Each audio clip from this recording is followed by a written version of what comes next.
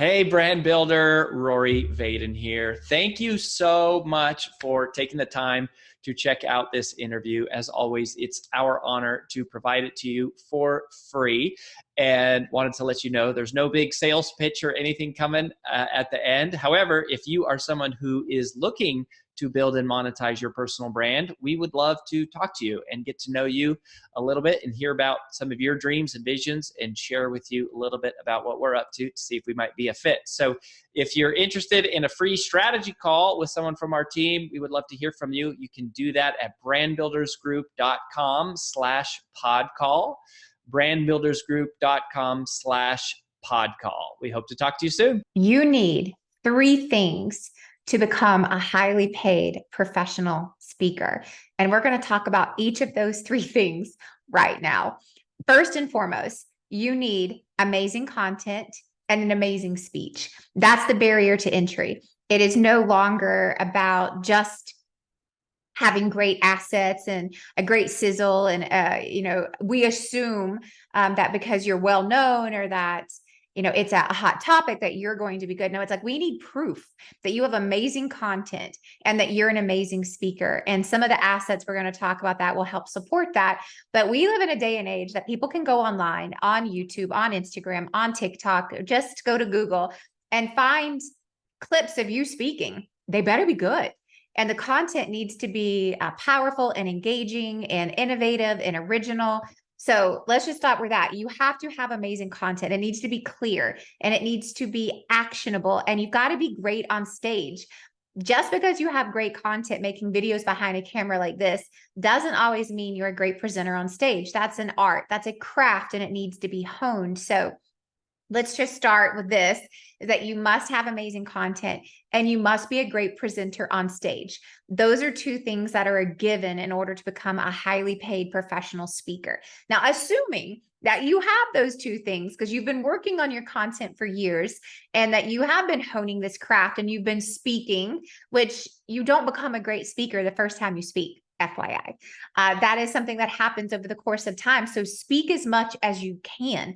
Speak for free, speak for money, just speak. Speak for groups of 3, speak for groups of 3,000. You need the practice. You need to figure out what parts of your story do people remember? What makes them laugh? What makes them think? Where do you need pauses? Where do you need a little bit more humor? Where do you need a little bit more seriousness? Where do you need slides? That only comes with practice. And so the more you do it, the better you get always. Now, second to that, the prerequisite is you got to have an amazing speech and you have to have amazing content. There are some other things that help you enhance your ability to become a highly paid professional speaker. First of all, you have to know, categorically speaking, what topics are evergreen topics that are naturally going to allow you to increase your fees over the course of time. And what I mean by evergreen topics is it does not matter what market we're in, what economy we're in, what company it is, what industry it is, that there are some categories that are always going to be requested when someone is looking for a speaker. Some of those, this is not all of them, but some of those categories that are evergreen that also allow for highly paid speeches would be leadership. There is always going to be a need in associations, education, government, corporations, for there to be a discussion around how do you become a better leader of people. Now, within that category of leadership, there's communication, there's management, there's all other types of things, but just think about leadership as a category. Another one would be culture. No matter what, culture is always going to be a part of a conversation. Teamwork. How do we work with others as leaders, but also as employees? That's top down, bottom up.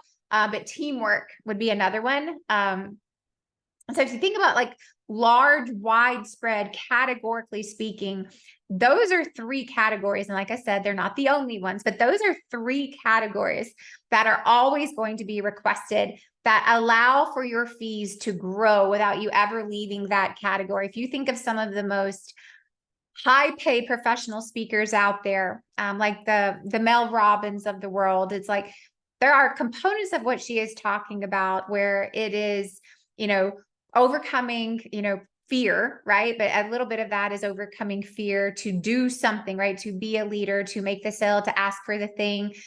You've got people like Tony Robbins, right? And his is about empowerment. And it doesn't matter if you're a leader or a frontline employee, but there are some general conversation topics that are always going to allow for you to grow within that vertical and increase your fees.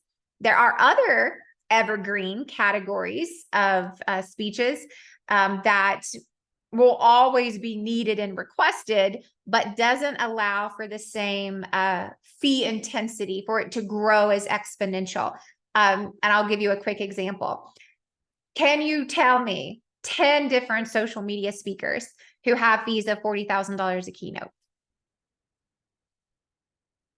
Maybe, likely not. That is a topic that is considered, important, but it's probably more considered of like a $5,000, $10,000 speaker, not a $40,000 speaker on social media, versus I could list you 30, $40,000 speakers right now in leadership. Tons of them. Now, it's not saying that the content for social media isn't important. It's just that it doesn't allow for that same fee exponential increase as some of these other categories. So social media, that would be an example, but other evergreen categories that are important, that are always going to be important, would be sales, customer experience, what we used to refer to as customer service, branding, marketing. Now, again, these are high level categories. And those are evergreen categories, but don't allow for the same fee growth as maybe a leadership, a culture, a teamwork type of topic. So the first thing you want to look at is, how does my content that I believe in, that is unique and niche to me, fit within one of these categories that are going to allow me to have fee increases over time? And whatever it is, it's like, how do I weave in components of culture, leadership, and teamwork into what I'm doing so that I fit within that request, as those are always going to be highly requested topics for events. Doesn't matter what the event is. So how can what you do also weave in some of those elements so that you fit into those categories? Outside of that, video is the silver bullet. You have to have amazing video, a demo video. So I'm going to just talk about some of the key bullet points of what you need here. One, you've got to have a 5 to 7 minute speaker demo video. If you've got something really original, something unique, maybe 10 minutes, but 5 to 7 is the sweet spot that event planners are looking for today. It needs to be short and punchy. You cannot have a 1 camera shoot, right? So you're looking for a 2 or 3 camera shoot minimum to get the different angles. What angles do you need? You need close-ups on your intimate stories. You need widescreen so you can see the power of the stage. You have to have audience shots. People need to see audience reactions in your footage. If you are telling a joke and no one is laughing and there's no footage of the laughing, how are we supposed to know if it's funny? Maybe we didn't think it was funny until that we like, oh, okay, the audience loved that. Meeting planners need to know the audience loved that. How do they know that? You show the audience in your footage. Audio quality is key. You've got to be clear and concise. Same thing with video quality. You don't want shaky footage, blurry footage. Those, you can't use that. Can't use that. You need to have 3 to 4 different speeches in your demo video. It cannot be you on one stage in one outfit. So you need at least 3 to 4 different stages with you in at least 3 to 4 different outfits. So don't wear the same outfit on every stage. And then you've got to answer the question, why are you the expert that I should spend money on to bring to our event? And that needs to be answered in the first 15 to 20 seconds. That's that. I need that credible validation that I know what I'm talking about and I'm worth the investment that I'm asking for. Then needs to immediately jump to stage footage. So that's the video. A speaker press kit. Here are some of the key things that you need in a speaker press kit. A great headshot, a high-rise headshot that really shows you today, not 10 years ago, not 5 years ago, today. Make sure it's eye-catching, original, really enhances who you are, and make sure it's high-res. Your bio. This is your unique positioning. Again, you've got to say, why am I the expert? Why am I different? Why should you hire me? And that needs to be in your speaker bio. Then you need your keynote description.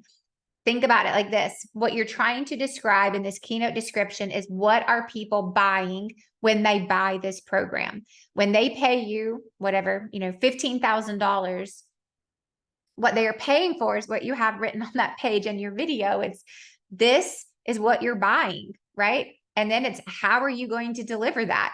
Some of that is just bullet point takeaways, right? It's like, here's what the program is about. Here's what your audience is going to leave with. And that's, people are making a $15,000 to $50,000 decision on a 5-minute video and a 1-page description. Think about that. It needs to sell, and it needs to be really well positioned. It needs to reach the heart and the core of who this is for, what it is for, and how we're going to achieve it. Right? That is your keynote description. Then you need reviews or testimonials. If you can organize them by industry. So if you are being submitted to speak at an insurance association, make sure you have lots of insurance testimonials. If it's a real estate, right, event, make sure you've got real estate testimonials. So try to customize and organize those by industry if you can. But what's most important is we need to know these are real people. So what's their headshot? What's their name? What was their position? And what did they say? AJ was the best speaker. Not as impactful.